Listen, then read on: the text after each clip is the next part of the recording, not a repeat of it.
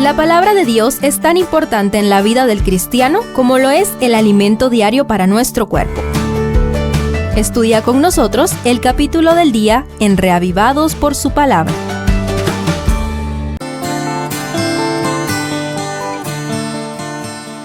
Hechos 6 presenta el primer problema que produjo el crecimiento demasiado acelerado de la iglesia primitiva, la brillante solución propuesta y la reacción del enemigo.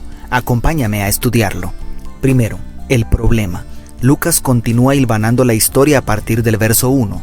Por aquellos días, al multiplicarse los discípulos, hubo quejas de los helenistas contra los hebreos porque sus viudas eran desatendidas en la asistencia cotidiana, según traduce la Biblia de Jerusalén. Los helenistas eran judíos que habían sido esparcidos por el exilio, habían absorbido la cultura y el idioma griego. No obstante, eran más fervientes que los judíos de Palestina, a quienes se llamaba hebreos porque hablaban arameo. De manera precisa se describe el problema: las viudas helenistas eran descuidadas. Además, se da la causa: al multiplicarse los discípulos. Es decir, el problema era fruto del crecimiento exagerado de la iglesia. Se habían bautizado 3,000 en Pentecostés, según el capítulo 2, verso 41. Luego, el número de los varones era como 5,000, según el 4:4. Además, los que creían en el Señor aumentaban más, según el 5:14. Y el verso 7 de hoy agrega: la palabra del Señor crecía y el número de los discípulos se multiplicaba grandemente en Jerusalén. También muchos de los sacerdotes obedecían a la fe. ¡Aleluya! La iglesia crecía exponencialmente, pero crecer así duele. ¿Cómo está tu crecimiento espiritual? ¿Te han dolido los huesos de tanto que creces? ¿Y qué decir de la iglesia? ¿Está creciendo al ritmo de los apóstoles? Segundo, la solución. Sencilla, práctica, democrática, inteligente.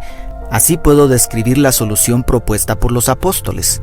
Buscad pues, hermanos, de entre vosotros a 7 hombres de buen testimonio, llenos del Espíritu Santo y de sabiduría, a quienes encarguemos este trabajo. Nosotros persistiremos en la oración y en el ministerio de la palabra, según los versos 3 y 4. Los 12 no se aferraron a su posición para seguir teniendo el control de todo. La necesidad los obligó a delegar, y lo primero que delegaron fue la confianza para que la comunidad de creyentes eligiera a quienes ocuparían los nuevos cargos y funciones. ¿Notaste las cualidades que buscaron para elegirlos? De buen testimonio, llenos del Espíritu Santo y de sabiduría. Además, no es casualidad que los 7 nombres son griegos y uno de ellos, Nicolás, no era judío, según dice el verso 5. La iglesia no puede seguir creciendo si no crece su liderazgo. La función primordial del líder cristiano es formar más líderes. Si has sido nombrado como líder en tu iglesia, ¿a quién estás formando para seguir expandiendo el reino de Dios? Si piensas que no eres líder, mira hacia atrás, porque más de alguno te está siguiendo. Y tercero, el contraataque. El relato continúa describiendo el poderoso ministerio de uno de los 7 que fueron ordenados por imposición de manos, según el verso 6. Esteban, lleno de gracia y de poder, hacía grandes prodigios y señales entre el pueblo, dice el verso 8. La ira de Satanás se había manifestado a través de la persecución de los líderes religiosos de Jerusalén contra los apóstoles. Ahora son los líderes de una comunidad helenista, quienes con ciego fanatismo religioso contratan testigos falsos, según el verso 13, para acusar a Esteban delante del concilio, según el 12. ¿Por qué? Porque no podían resistir la sabiduría y el espíritu con que hablaba. Declara el verso 10.